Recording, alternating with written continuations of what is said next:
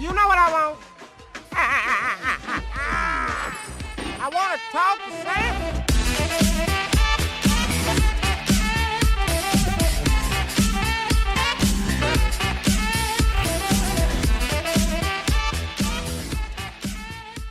Hello and welcome to the Raptors Weekly Podcast, or Extra Weekly Podcast, whichever you want to view it as.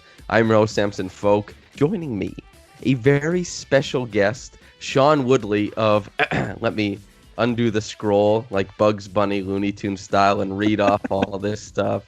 Raptors HQ, Locked on Raptors, basketball with Katie Heindel, which you can subscribe to on Patreon if you so please, if you so choose. Also doing announcing for CEBL, wrote We the Champs with Alex Wong last year, the celebrated and critically acclaimed book. Am I missing anything, Sean?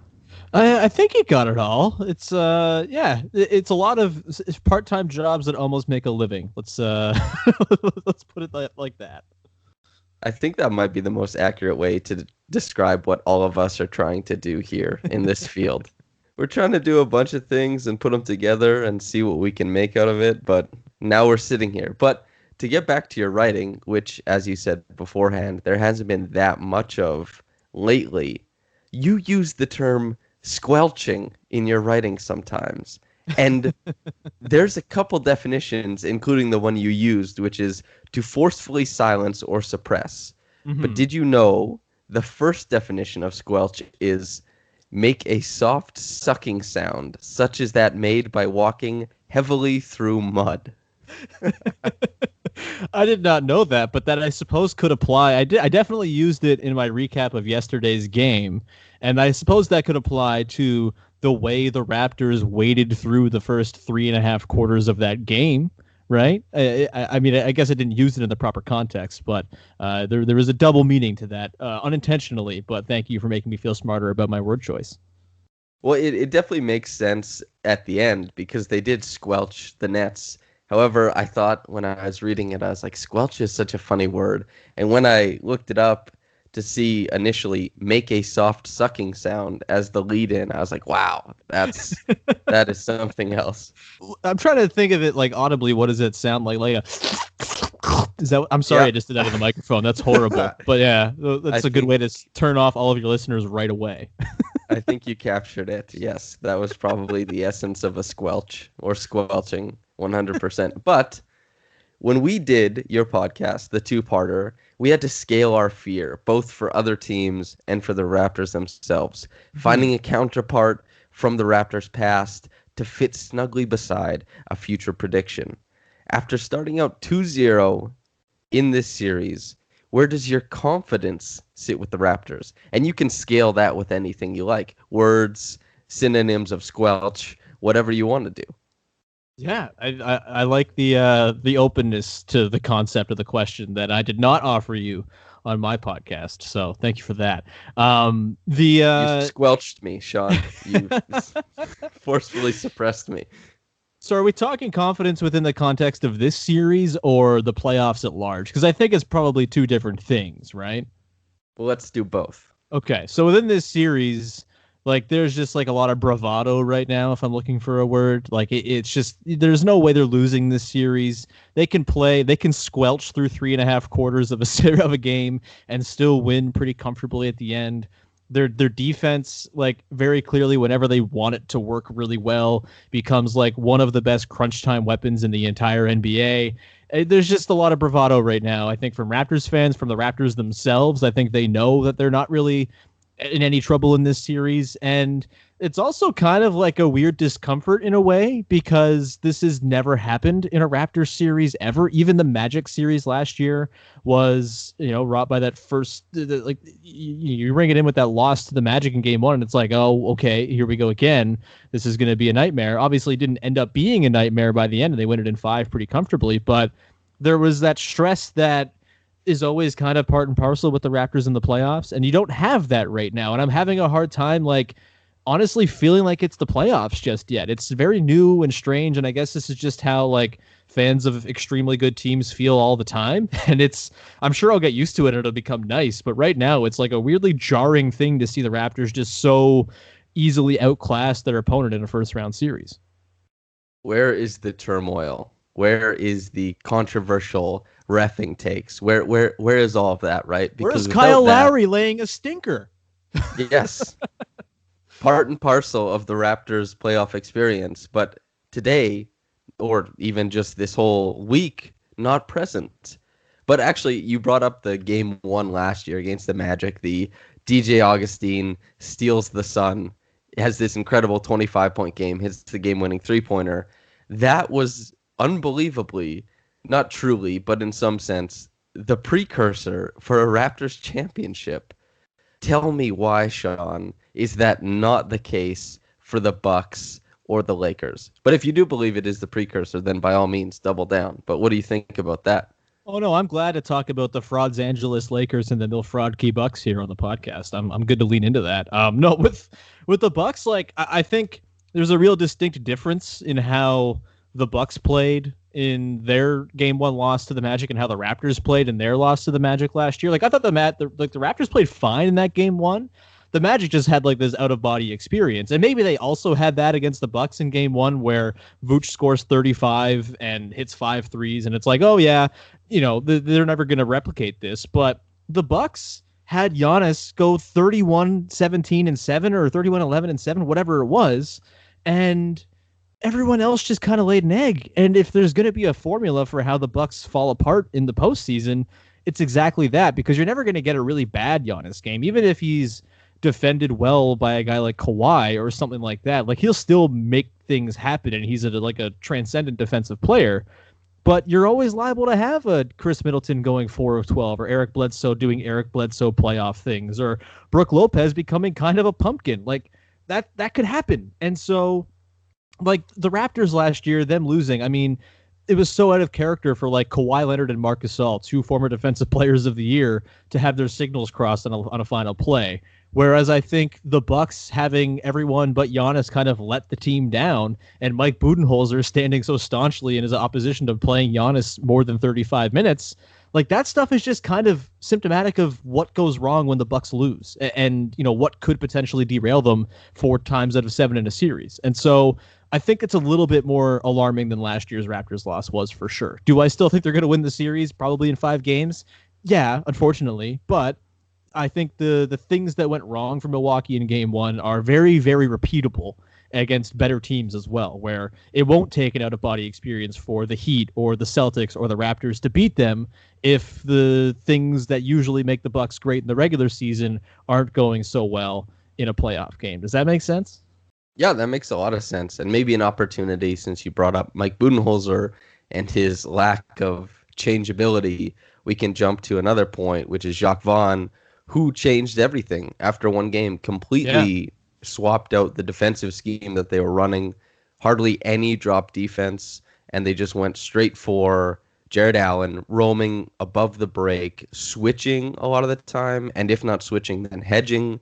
What did you think about the adjustments he made? Because I was really impressed by his coaching acumen and the players' ability to enact those differences, those changes.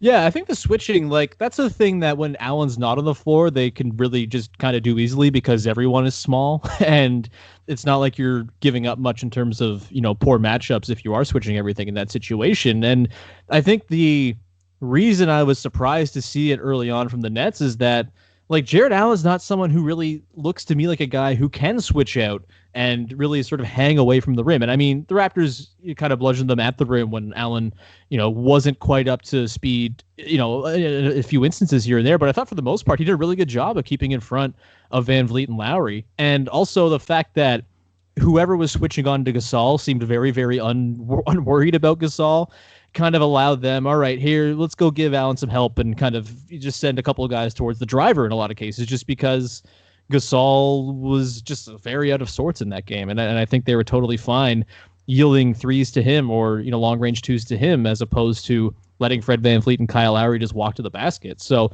I thought Allen did a great job. It kind of, when you do that as well, it kind of limits the effectiveness you can have with Pascal as a ball handler, because having Allen switch onto him is a lot less favorable than having any number of guards on the team like Joe Harris or whoever switch onto him. And so I think it just, it worked pretty well. I think the good move as well for the Nets was just getting rid of Rodion Kurucs playing a lot of minutes.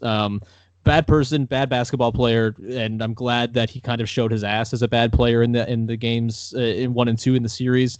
And Timothy Luwawu-Cabarrot, who was a guy who back in I think the Jakob Poeltl draft was I really wanted the Raptors to take him 9th.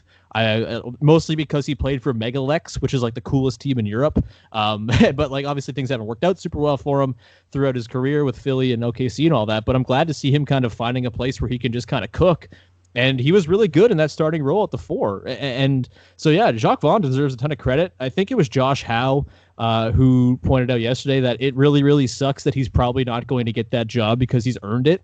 And he's done a really wonderful job with a team that has not a whole lot of talent. And obviously, coaching a team that doesn't have its superstars is very different than the sort of balancing act that it takes to coach a team with Kyrie and KD and potentially whatever other stars they try to lure or trade for.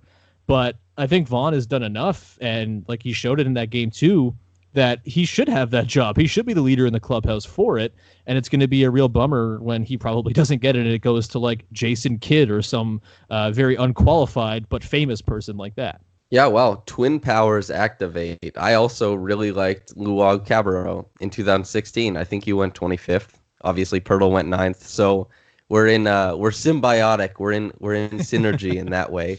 The only way I got to see that through was in like NBA 2K, where I'd always get him on the Raptors, and he would basically turn into whatever he was against the Raptors, just heaving 3-pointers, runs out in transition. Because when he was with Megalex, he could throw down. Like his athleticism was a large feature of his draft profile. So cool that we thought the same. Yeah, I was also really excited by, as he fell in that draft. I think the Raptors picked 27th where they got Pascal, and I was like, oh, maybe TLC's going to come and be the 27th pick. And then obviously they got someone much better, which is nice, and TLC didn't even make it there. But yeah, that was a night of Timothy Luwawu for me, before he added the Cabarrot to make broadcasters everywhere wince. Have you ever been to a cabaret? I always think of cabaret when I see his last name. I'm not a fancy enough lad for that. No, I have not been to a cabaret. I went to one in San Francisco, and it was like one of the best things I've ever been to. It was really cool. And I don't know if that's like me just espousing white culture or not, but I thoroughly enjoyed it. I thought it was great. But as you brought out with Jacques Vaughn, it is tough to look at a guy who ostensibly has earned a coaching job. He's had them batting above their average, punching above their weight consistently since he took over. He's nuanced in how he looks at this series. He's been changeable and diligent in how he's commanded like the matchups and the adjustments, and might be the same thing that happened last year with JB Bickerstaff in Memphis, where he was, I thought, did a really great job. But then Taylor Jenkins, one of Mike Budenholzer's acolytes or lackeys, got the job there afterwards. That it is interesting though to think about how he might coach scrappy upstarts like LeVert and Co. versus Kevin Durant, Kyrie Irving, and a somewhat curmudgeonly but altogether very lovable DeAndre Jordan. Mm-hmm. It's definitely weird to think about how that's affected. I wish he could keep the job, though. I think he's done a fantastic job. Yeah, and count me among the people who's surprised by it and who made jokes when he got the job to replace Kenny Atkinson, considering I'm pretty sure when he was with Orlando, he was considered the worst coach in the NBA, if not very near the bottom. And I mean, I guess that speaks to part of the idea of, the whole retread thing. And hey, this guy didn't do so well in his first shot, but probably learned some things and, was able to get a second shot. I just feel like oftentimes retreads in the NBA end up being like Jason Kidd or famous people who have big names and some semblance of success attached to them. Whereas I wonder if maybe the more fruitful retread road would be a guy who maybe didn't have a very talented roster, was viewed as being not very good, but that head coaching experience probably helped him in terms of sort of recrafting the way he approaches the job. And, on his second opportunity, it kind of clicks. And, obviously we're 12 games into Jacques Vaughn with the Nets, so we can't really make declarative statements. We can't make declarative statements about anything in the bubble because it's all so weird and new. But I do wonder if maybe that's kind of a road that people look at. Hey, this guy was a coach for a very, very bad team, and maybe he was perceived to be not so good, but just having that head coaching experience. I think just even listening to what Nick Nurse has said about him coaching places, like just having that experience is so valuable just to figuring out how to do the job. And I bet for a lot of these guys, you know, you get it, you get the job with a bad team, you sort of wash out, and then you never get that opportunity again when maybe you would be more equipped to be a good coach the next time that opportunity arises. It just, because you didn't win 50 games with the Orlando Magic in 2014, you get kind of completely thrown out of the pool of coaches that gets repeated. Whereas there's probably a lot of guys in the league, and certainly will be for the next foreseeable future, as it's like the same 35 names that kind of circulate, you know, with a few new faces every year. But, you know, there's lots of guys who don't deserve that second chance, who just get chance after chance after chance. And it's totally different than the arc of Jacques Vaughn right now. Yeah, and also that I think everybody together, front offices, media, and fans, the overwhelming majority have no idea. We have no idea the excruciating details that go into being a coach, because there was, you know, like, ostensibly, how do you say Dwayne Casey wasn't a better option to keep with Kawhi Leonard in tow than a new coach like Nick Nurse, for example, right? Mm-hmm. And so with that situation, like, he was a celebrated assistant coach, but for, let's say, like the people on Twitter or people who are commentating on coaches, like before Adrian Griffin had his first coach and before there's been this whole controversy involving the domestic violence allegations and all that kind of stuff and the alimony and child support stuff, people were saying, oh yeah, he's a big time assistant. People might be looking to poach him. But people on Twitter are saying that who don't really have connections. And it's like, well, where did you hear that? How do we know he's a good assistant coach? What have we seen, like, besides what we're told from the front office?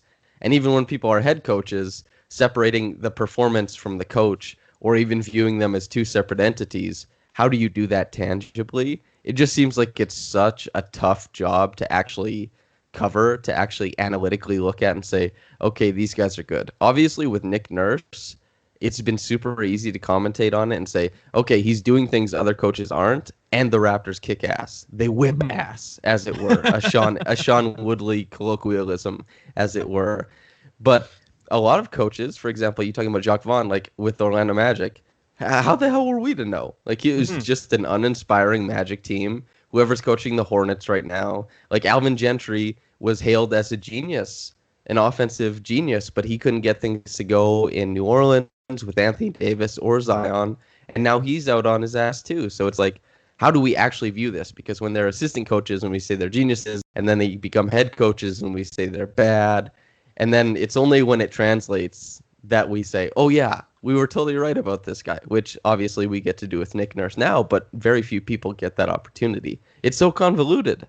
Oh yeah, it's impossible to judge like who and who is not a good coach. And we're all just kind of masquerading as experts when we try.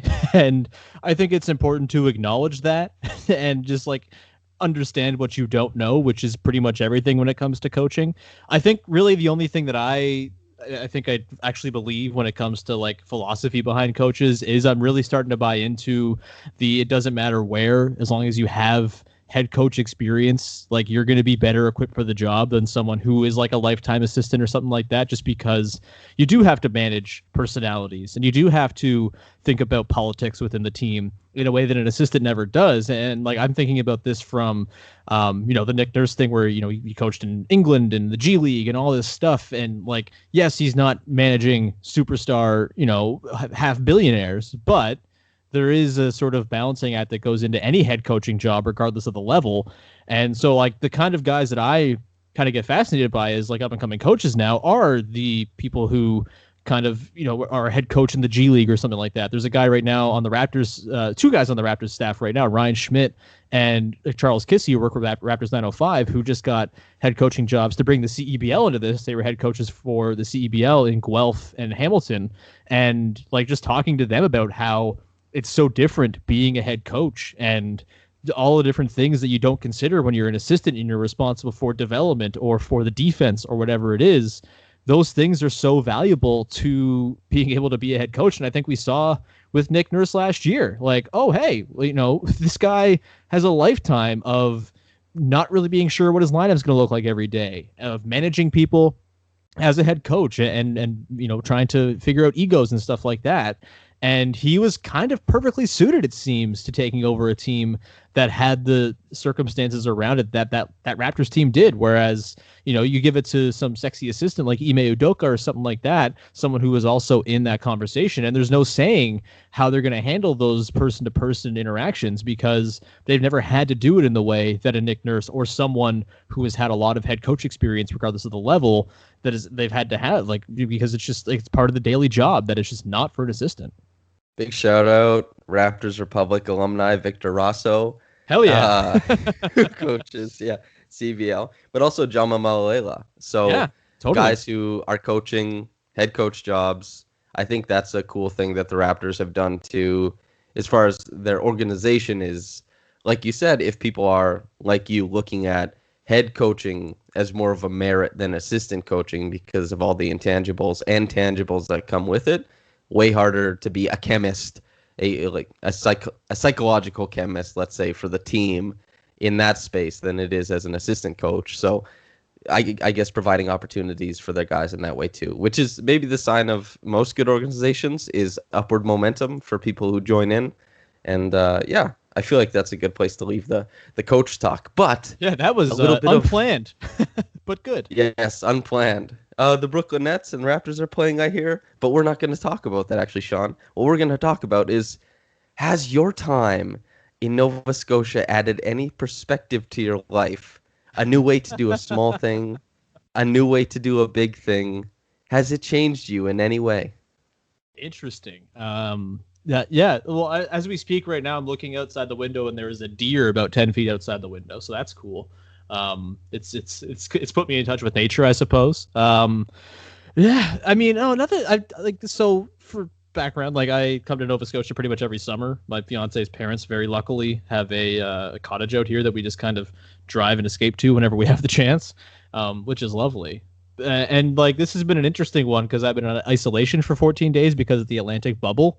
So it's just been hanging out at home and not really going outside very much outside of taking a bike ride or something, and just being away from human beings, which has been interesting and new and not really the way we typically kind of go about these trips. But I will say I have learned about exercise while being here because the first few days sitting around laid up on the couch, not doing much, but playing board games and stuff and just kind of having my body seize up from inactivity, that was counteracted by me tuning up the old bicycles that are in the garage here and hitting the road a little bit.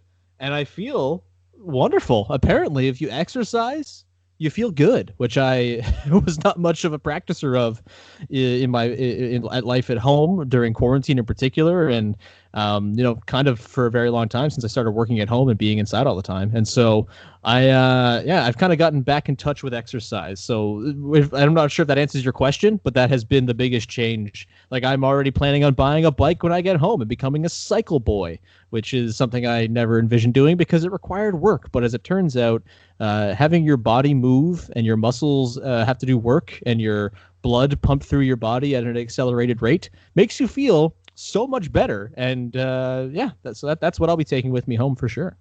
Well, certainly I agree with what you're saying. And to call upon Louis Zatzman, one of my very good pals, he drew a comparison between a writer and a wizened, twisted apple core. That he thought that's how we ended up looking when we would write for so long. And I think that's probably close to accurate.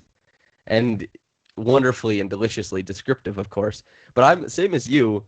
They're also, just to mention, bike dude Sean Woodley is a great turn, by the way. To add to your resume of things that you do, being a bike dude, and you can always just kind of work it in the conversation. And whatever model of bike you buy, refer to it as that, but the shorthand of it, oh yeah, the 35X. I've been riding it for however long, and just try and sneak it into places. I think that's the high potential. That's the high ceiling version of where you're going. But also on top of that, I agree. Exercise, very important. I've been trying, because I started in the past 2 years, I would say, doing the podcasting and writing thing, and I am akin to a twisted, wizened apple core at times, And also before that, I did physical labor of my work and basketball all the time. So now I'm getting adjusted. I'm getting adjusted to doing more so just basketball for my exercise and realizing that that might not be enough to keep me in the shape I'd like to be in.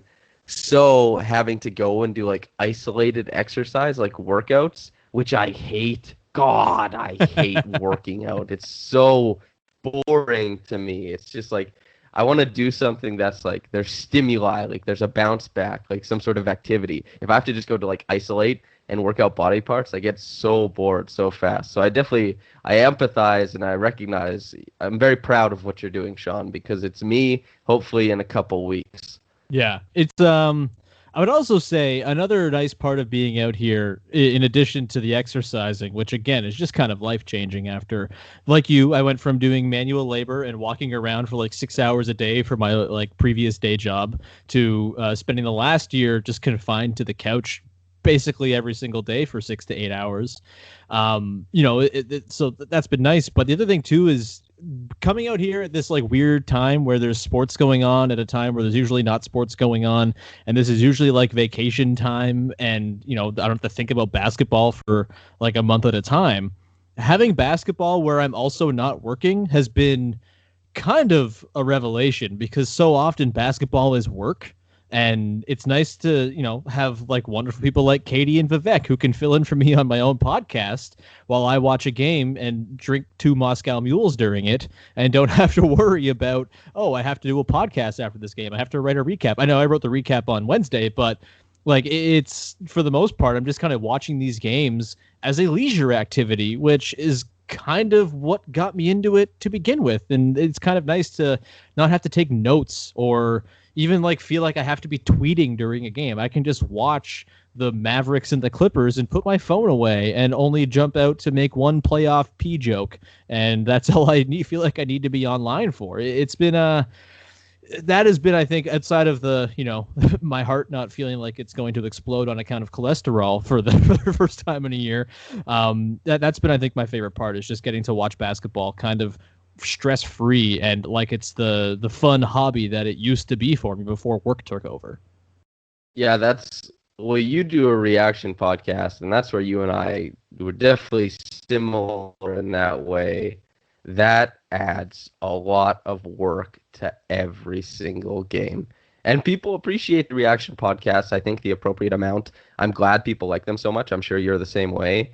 But when I was just staff writer on Raptors Republic and then took over from William Liu, how I looked at games was different, because I was picking up more macro stuff to write about.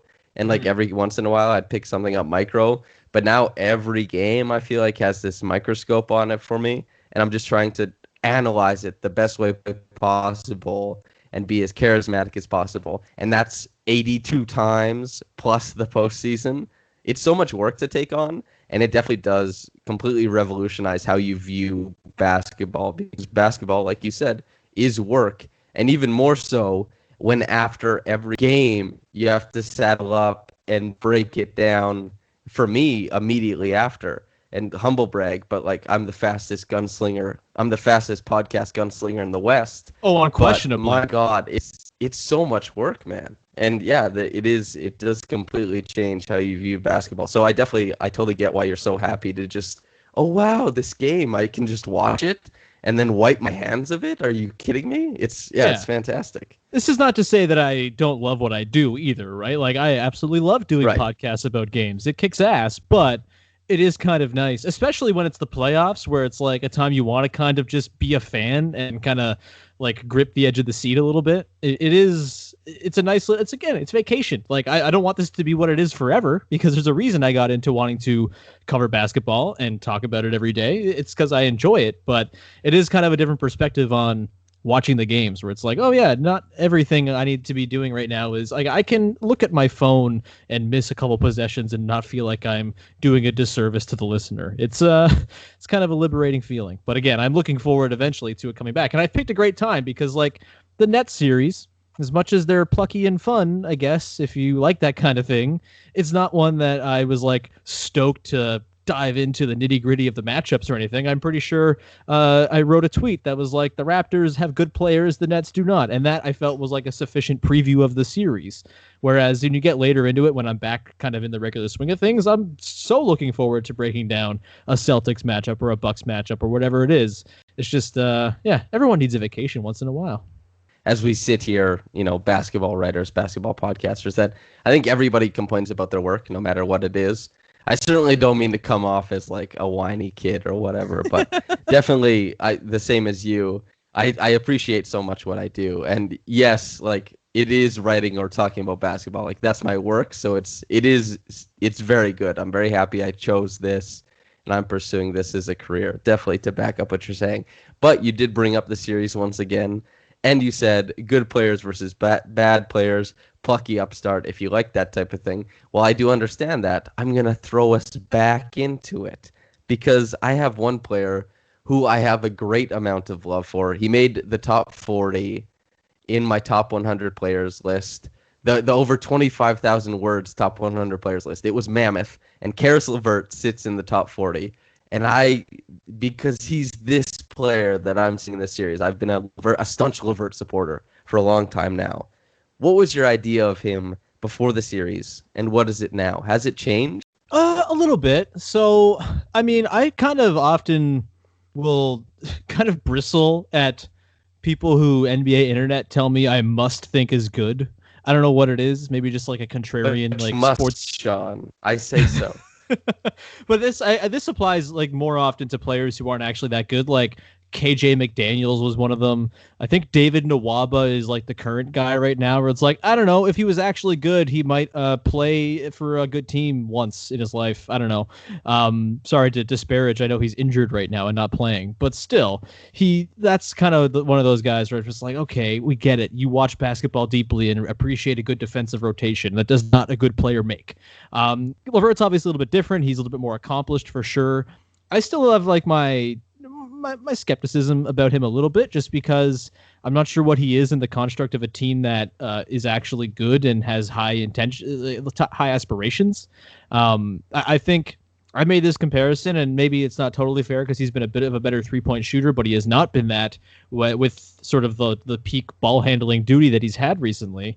He kind of reminds me of DeMar a lot in that, like, very good player. You're happy to have him on your team for sure. He can be your second best player and you can be a very good team.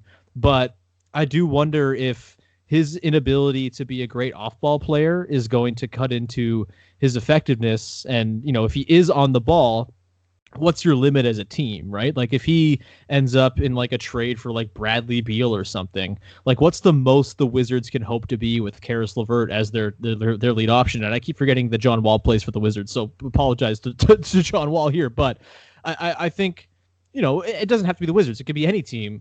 If he is a guy who doesn't shoot a terribly great percentage from three, who is a very good playmaker, obviously he's a better defender than DeMar is, but like, if he's going to go 5 of 22 when he's tasked with being the main offensive player like he did in game 2, is that someone you really want to build a championship team around as one of your top 3 players or something like that? And so that's my concern there. I'm not really sure where he fits in the long-term scheme of things for the Nets. And maybe he doesn't have to fit. Maybe they just trade him this offseason and he becomes the number one somewhere else and he's someone else's cap limiter or ceiling limiter or whatever it is.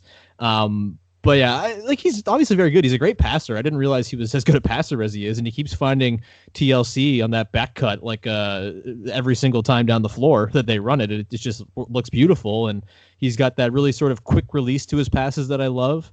But I don't know if he's someone who I'm like scared of if he's your third option, just because I think he's probably a little bit limited if he's off the ball, if that makes sense. Interesting. I did not expect you to douse my my enthusiasm for him, but points that are well met, certainly. David Nwaba went to Cal Poly. That's the school he went to. And they had a very loose interest in me playing there. Like, so loose, I didn't go and play basketball there. However, the year I didn't go, they hit 2 consecutive buzzer beater game winners to get into March Madness. And David Nwaba is from that school. How insane is that? That's one of those weird small world basketball things that you love to see, and But I I think don't that's know very him. cool. Yeah, and I mean, I'll tell David Nwaba we're almost teammates, and yeah. I was worried I was disparaging your good friend David Nawaba, which I'm relieved to know that I was not. potentially in another life, good friend David Nwaba. So heresy of the highest order, Sean. How dare you slander my friend, my buddy, my guy, David Nwaba. But here's the thing: Harris has left the bubble and will not be making his return in this series. He's Right. been a big deal for the Nets, a very, very big deal. And you're talking about, Levert being able to find TLC, and he has, and you drew attention to that back cut, which I also noticed because it was in this morning's issue of Minute Basketball. But also, he's been finding Joe Harris and Garrett Temple. Joe Harris is a huge part of that team as currently constructed. What do you think about him leaving, and how does that change the outlook of this series, if at all? I mean, I think it basically rules out the idea of the Nets even winning a game off the Raptors. I think Joe Harris is so essential to the Nets because the Nets play this kind of bullshit, no talent basketball. Like, all due respect, but like that's what they play. They're like, we don't have good players, so we'll just take a million threes and hopefully we hit enough to win a game by accident. And Joe Harris is the best player at doing that, and they don't have him anymore, which is bad. That's my analysis of it. He is like the second or third best player. It's Levert, Allen, and Harris in some order, and to not have him and his shooting, which is really the most threatening thing on the floor for the Raptors to deal with, it really, I think, cuts into their ability to variance it up and try to get a game off the Raptors. They played a really good game against the Raptors in game 2, and they still couldn't pull it out. I don't see how they're going to play a better game than they did on Wednesday without Joe Harris in the lineup. So I think if he's not back, this is going to be over on Sunday pretty comfortably, I think, for the Raptors. Yeah, I think I would agree. Also, he had some sort of talent for guarding Matt Thomas, so maybe we get a Matt Thomas game. That would be kind of fun. Hey, real But there's nothing recognize like real, sticking. man. Yeah, exactly. He's. I don't know if. What do you think his effective field goal percentage was last year, if he had to guess, on open shots? Because Joe Harris? Matt Thomas's was, yeah, Joe Harris. What if you had to guess? I don't have the numbers, by the way. This is all conjecture and guesswork. Oh, okay. It's one. It's like a percentage point less than Matt Thomas. It's enough less, I guess, to not have Alex Wong feel conflicted about who to throw his support behind. Let's put it that way. Yeah, because Joe Harris is a pretty cool dude. He is alluring in some ways, I would say. But Sean, I feel like we've touched on all that we need to touch on for the series, and now I'm going to move us on to perhaps a more frustrating, infuriating, and serious topic, which is Masai Ujiri and the Almeida Sheriff's deputy. And that whole situation, because it was horrible, they finally released the footage, and we see, I don't have it written down, but from my memory, Masai Ujiri walking towards him, credential in hand, halfway out of his pocket. Usually enough, I would think, to indicate to somebody, hey, I'm grabbing my credential, and especially somebody of Masai's stature, that probably isn't even necessary.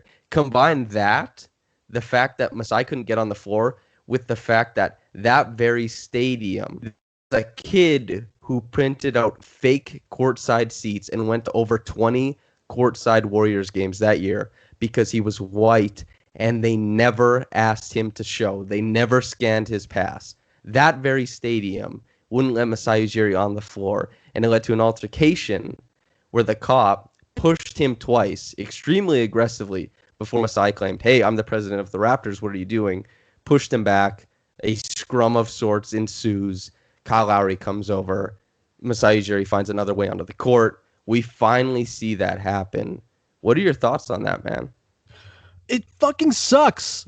Like, it is so infuriating to watch, and even more so to think about how Masai feels watching that back and how he has felt to be part of this bullshit, like, quote unquote scandal or whatever the hell we're calling it for the last year plus. It speaks to everything we've been talking about for the last 4 months when it comes to defunding the police and the just unadulterated power these dudes try to wield. It speaks to just like this guy being impossibly bad at his own job. If he is paid to be on the sidelines at the NBA Finals, maybe you should have a bit of an idea of the major players involved and what Masai Ujiri looks like when he is the president of the team that is about to win the title in your arena. Like, how do you not know who Masai Ujiri is if you are any sort of non-negligent bullshit con artist cop? And it also, like, there's just so many things to it. I mean, imagine what this cop does when there aren't 20,000 witnesses. I know this has been a point that's made by a few people. I made it myself. Like, it boggles the mind, and it's horrifying to think that this guy felt like he could shove the president of the Raptors with 20,000 witnesses with impunity and try to flex his power. And imagine what that guy does when there are no witnesses, and it is a black person in the Oakland area. And imagine the fear that must engender in somebody. It just, all of it sucks. It robbed Masai of what should have been the happiest night of his entire career, winning the thing he's been striving for his entire professional life. And instead, it's been a year plus of dealing with this bullshit from this cop who is clearly just a grifter. He's got fraud charges in his past. He is trying clearly to milk whatever this situation is to get paid out of it. And I'm glad the Raptors are not giving into that. I'm glad they're not settling. I'm glad they're using their financial might to fight this for everything it's worth. And I hope this clown, who apparently has not worked for over a year, still making $224K a year, never works again. Like, it's so frustrating and makes me so sad for Masai. And it just, again, highlights everything we've been talking about. Defund the police. Look into why that is and what that means, because this is exactly why we're having this conversation. It just happened that it took place in a place where, you know, things couldn't escalate to a more nefarious level. But imagine what that guy or any other officer who feels they have that kind of power does outside of the limelight of the literal place where the NBA Finals just ended. It boggles the mind, but also doesn't, because it's like the most predictable shit ever if you look at the history of these types of things. Well, yeah, and to your point about defunding the police, not only because this guy is abhorrent, but that his colleagues, the people who work above him, would have had access to this video for a year and still asserted that he was in the right. This protecting of the boys' club, at least in how we view them broadly. Of course, there are more diverse police forces and all that kind of stuff, but still can be known for the same type of engendering the same type of fear in minority groups, in, I guess it would be disenfranchised groups, seeing that kind of stuff, and just knowing that they protect who's there regardless of their actions, especially in a case like this, where it's so clear. It is one of the easiest to digest things we've seen in the media with a high-ranking person, where you can objectively say, wow, just because he's black. And Leo Rautins was very salient when he made this point when he was on television, he said he got on the floor fine. And he's like, nobody asked me for anything. Why is that? Why do you think that is? Because I'm white and he's black. And in this case, it's hard to try and, for those who would, work in whataboutism to try and find other reasons. Like, there are people, well, actually, I'm not going to quote people on Twitter, but there are people who are willing to try and detract from what Masai did and try and, prop up reasons for why the cop might be doing what he's doing. But in this case, it is very straight across the board. This is just firmly a racist act by somebody who was overly aggressive, overly confident in their ability to disenfranchise someone that they saw as lesser than. So it is one of the most disappointing things, seeing Kyle Lowry hug Masai Ujiri and Masai's blank face because he's still in shock at what happened to him on, as you said, one of the greatest nights of his life, if not the greatest, is insane. I can't believe that happened, and it is all the more, it is punctuated by the times we live in. And the fact is, we've been living in these times for so long, and we'll continue to live in these times without radical change in some way. And the fact that Masai Ujiri finally gets his due after a year of having to deal with this, it's insane to me. I agree with you on all fronts. I think if there's any silver lining to come from this, and look, there's no silver lining actually, because it shouldn't take this for the conversation around defunding the police and changing the way that prison systems and police structures are set up. Like, it shouldn't take a high profile incident like this caught on video to make people realize. But my hope is that maybe there's someone who's been on the fence or like doesn't understand what defunding the police is, or think, well, we need the police for this, this, and this. It's very important. Even though if you do any of the research, like, it's not like you can very, very easily take a lot of money from the police and put it into things that will better benefit individual people in society. Like, maybe this instance, maybe a Raptors fan who was on the fence, maybe someone who's an NBA fan who was on the fence, unsure what the messaging really means. Maybe they look at this and say, oh, this is exactly what we're talking about, and this is why I need to call my mayor and, you know, leave an email with my MP or whatever it is about defunding the police and the need to do it. Because again, it shouldn't take this. It's kind of like when you see, you know, issues of domestic violence, and whether it's the NBA or whatever other league, and it takes a video for people to really perk up and say, oh, that's bad. It shouldn't take that, but maybe that's what some people need as like the kick in the ass to realize, oh, this is what the conversation is exactly centering around. It's not about all these other sort of frilly things on the side that people who are arguing for defunding the police and the Black Lives Matter movement aren't even arguing for right now or asking for. Like, this maybe hopefully recenters it for some people. And that's the one positive I can take away from this, other than the fact that hopefully this cop will never work again because he doesn't deserve to. But again, I don't have a ton of confidence because the protection in place for people like this is so deep and runs so many layers that there's a very good chance this guy will go like totally unimpugned after like clearly initiating this with Masai. Hopefully not. I wish I had more faith in the justice system to figure this thing out properly and have a just end to it all. But yeah, it just overall infuriating is the word I think most people have had on the tip of their tongue. It is the most apt word, I think, to discuss this. It just, I feel for Masai. I feel so bad for Masai that he's had to deal with this. And I'm glad that the video is out there. Although the Alameda Police Department will say, hey, don't believe what the lawyers are saying in the form of a literal video from the body cam of the officer. It's just, makes me mad, dude. Makes me very, very mad. Well, even to your point about hopefully it turns the tides for somebody because it is so objective in the way that it's presented.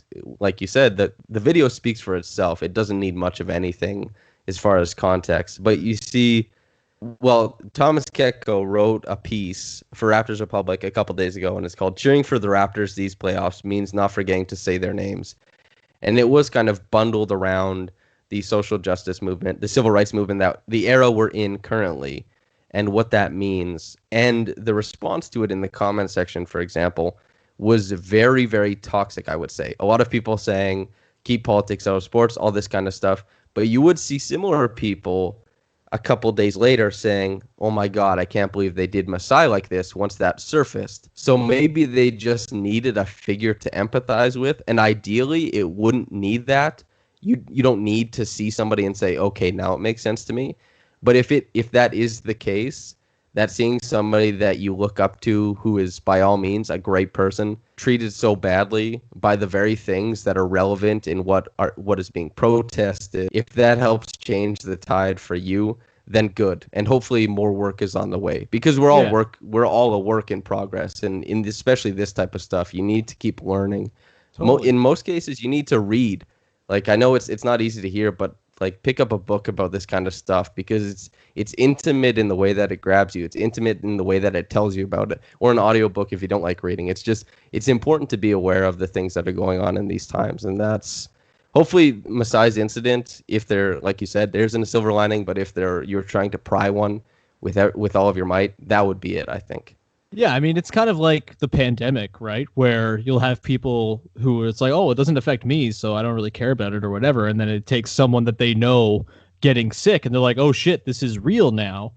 I mean, again, it shouldn't have taken this long for people to get wise to what the conversation is about. But if someone who does have an affinity for the Raptors and Masai sees this, that becomes that personal touchstone that hopefully kind of convinces somebody of the validity of the entire thing, which, again, shouldn't have to take this long. It's not hard to read. Like you said, it's not hard to pick up an audiobook, but maybe this is the thing that pushes someone over. So here's hoping. God, it makes me mad, dude. Let's cross our fingers. Yeah, it's infuriating. But I guess we'll leave off there. Sean, is there anything you'd like to plug? You'd like to say on your way out before we cut the end of this off? No. I mean, defund the police. Not Another Black Life has a lot of excellent resources. If you want to follow them on Twitter, Not Another BLK, I believe, is their handle. If you want to go to, they have like great resource pages and things like that for ways you can donate, ways you can learn more, all of that stuff. Highly recommend them. In terms of personally, you can listen to Lockdown Raptors right now. Vivek and Katie are doing a wonderful job filling in and doing some episodes for me while I'm gallivanting about the Atlantic coast. And Basketball with myself and Katie Heindel as well is a podcast you can listen to. We have a Patreon page. We're doing a special Patreon only trivia night on September the 14th. If you want to be part of that, we're going to have some fun media friends who are the ringers for each team. If you want to join in the fun, it'll be a blast. And $4 gets you into our Patreon page as well. So Basketball on Twitter, 2 H's, patreon.com/basketball with 2 H's. And you can find me at Woodley Sean, of course. Wow. Well done. You're an expert at the self-plug. I got to say, I'm horrible at it. I never have anything prepared. I stumble through it. Like when I was on your podcast and I said, Twitter sucks. Don't follow me on there. But then realized at the end of my plug, I had to plug my own Twitter for people to follow for the links and stuff. So something I have to get more practice at. But Sean, thank you so much for coming on. It has been an absolute pleasure, man. Thank you for having me, man. I'm glad we could complete the second half of the Home and Home. Maybe we'll be able to do one after the Raptors win it all. We'll see. I'm down. I mean, even if they lose, why not? A chat with you is always a time well spent. Yeah. Playoffs in review with Sean and Sam. But anyway, listener, that's it for you. That's it for me. That's it for Sean. I hope you enjoyed listening. One last thank you to Sean. But whether you're getting into this in the morning or at night, have a blessed day, stay safe, and goodbye. And goodbye. And goodbye.